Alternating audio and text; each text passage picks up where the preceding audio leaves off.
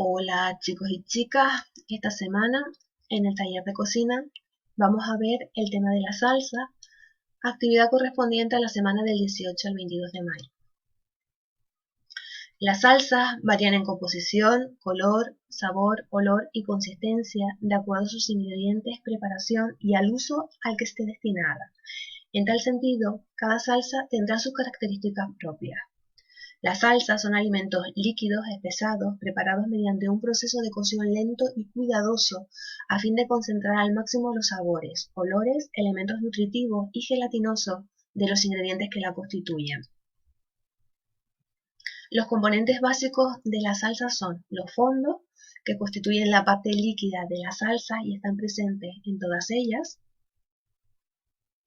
las ligazones, que son los elementos que dan cuerpo y consistencia a la salsa, los aromáticos, que son los elementos que mejoran, modifican o dan un sabor característico a la salsa y suelen estar presentes en todas ellas.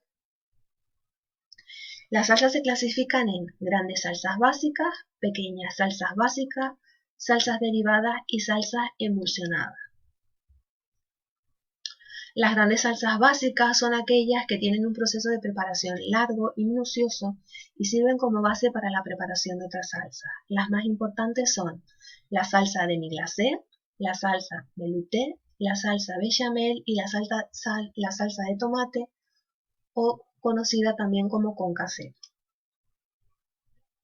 La salsa demi-glacé es una salsa a base de un fondo de res o ternera oscuro, puede usarse también cerdo, aves y animales de caza. La salsa demi-glacé es una salsa marrón oscura formada por un fondo ligado con una cuarta parte de vino, generalmente reducida a fuego lento hasta que llega a sus 2/3 partes de volumen. La salsa velouté es una salsa que, dependiendo del fondo empleado en su preparación, se la clasifica en velouté de ternera, de aves y de pescado cuando está ligado. Los ingredientes son semejantes a los de la bechamel, con la única diferencia de sustituir la leche por fondo. Hay que hacer un roux en el que se tuesta harina en una sartén con una grasa que puede ser mantequilla o aceite de oliva y al que se le añade el fondo. Se remueve, se sazona y dejamos cocinar durante 1 hora aproximadamente a fuego suave. Salsa bechamel se compone esencialmente de leche, harina y mantequilla. Su consistencia varía según el uso al que esté destinado. Se utiliza para cubrir hortalizas, carnes, pescado, pasta y para preparar otras salsas. ¿Cómo se elabora? Pues se realiza un roux blanco en el que se tuesta harina y se añade la mantequilla o otra grasa, como ya hemos dicho que puede ser también aceite de oliva, al que se le añade la leche, sal, pimienta y nuez moscada y se va removiendo hasta que la salsa va espesando. Salsa de tomate. Es una salsa de sabor fino y afrutado, tirando a ácido y con un bonito y apetitoso color, lo que la convierte en una buena salsa básica de cocina, así como en un complemento ideal para numerosas salsas y que por su gran demanda y sus usos se ha convertido en un ingrediente casi básico en la cocina. ¿Cómo se elabora? Pues se rehoga en aceite la cebolla y los ajos. Cuando esté rehogado añadimos los tomates pelados sin pepitas y sin piel. Añadimos el aromático que más nos guste, que puede ser laurel, tomillo, orégano, romero, albahaca. Sazonamos y añadimos una pizca de azúcar para eliminar la acidez.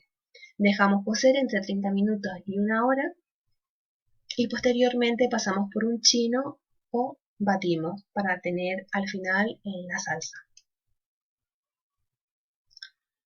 Ahora vamos a hablar de las pequeñas salsas básicas, que son las que tienen un corto tiempo de preparación y sirven como base para otras salsas.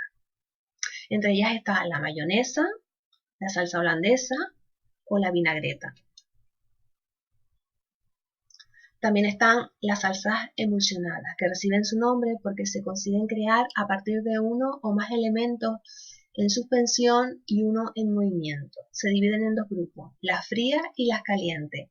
Las primeras son elaboradas a base de aceite, vinagre y sal, siendo la mayonesa la base de las mismas, como por ejemplo la salsa tártara, la salsa de cóctel, la salsa verde, la salsa andaluza.